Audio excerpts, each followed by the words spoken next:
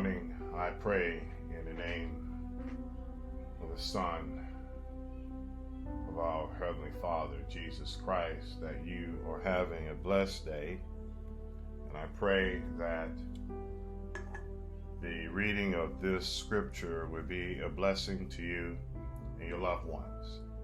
Today we are reading from Genesis, the 37th chapter, and the topic that this chapter discusses is Joseph's dreams. Verse 1. Jacob lived in the land where his father had stayed, the land of Canaan. Verse 2. This is the account of Jacob's family line. Joseph, a young man of 17, was tending the flocks with his brothers, the sons of Bilhah and the sons of Zilpah, his father's wives. And he brought their father a bad report about them. Verse 3. Now Israel loved Joseph more than any of his other sons, because he had been born to him in his old age, and he made an ornate robe for him. Verse 4. When his brothers saw that their father loved him more than any of them, they hated him and could not speak a kind word to him. Verse 5. Joseph had a dream, and when he told it to his brothers, they hated him all the more. Verse 6. He said to them, "Listen to this dream I had." Verse 7. We were binding sheaves of grain out in the field when suddenly my sheaf rose and stood upright, while your sheaves gathered around mine and bowed down to it. Verse 8. His brothers said to him, "Do you intend to reign over us? Will you actually rule us?" And they hated him all the more because of his dream and what he had said. Verse 9. Then he had another dream, and he told it to his brothers. "Listen," he said, "I had another dream, and this time the sun and moon and 11 stars were bowing down to me." Verse 10.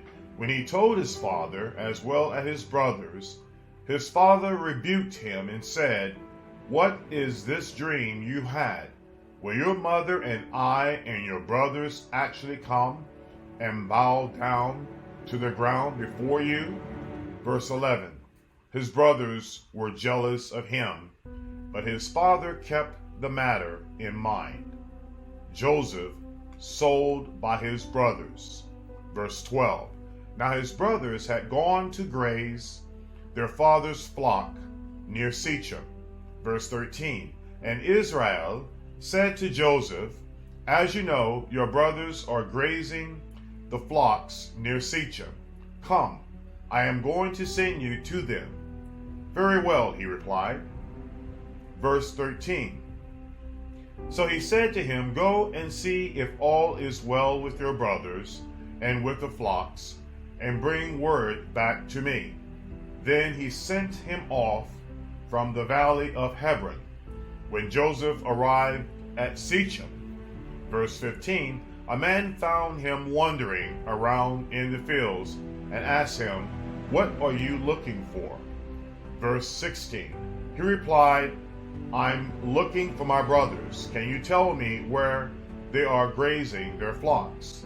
Verse 17, "They have moved on from here," the man answered. "I heard them say, 'Let's go to Dothan.'" So Joseph went after his brothers and found them near Dothan. Verse 18, but they saw him in the distance, and before he reached them, they plotted to kill him. Verse 19, "Here comes that dreamer," they said to each other. Verse 20, "Come now, let's kill him and throw him into one of these cisterns and say that a ferocious animal devoured him. Then we'll see what comes of his dreams." Verse 21, when Reuben heard this, he tried to rescue him from their hands. "Let's not take his life," he said. Verse 22, "Don't shed any blood. Throw him into the cistern here in the wilderness, but don't lay a hand on him." Reuben said this to rescue him from them and take him back to his father. Verse 23, "So when Joseph came to his brothers, they stripped him of his robe, the ornate robe he was wearing." Verse 24, "And they took him and threw him into the cistern. The cistern was empty. There was no water in it." Verse 25, "As they sat down to eat their meal, they looked up and saw a caravan of Ishmaelites coming from Gilead.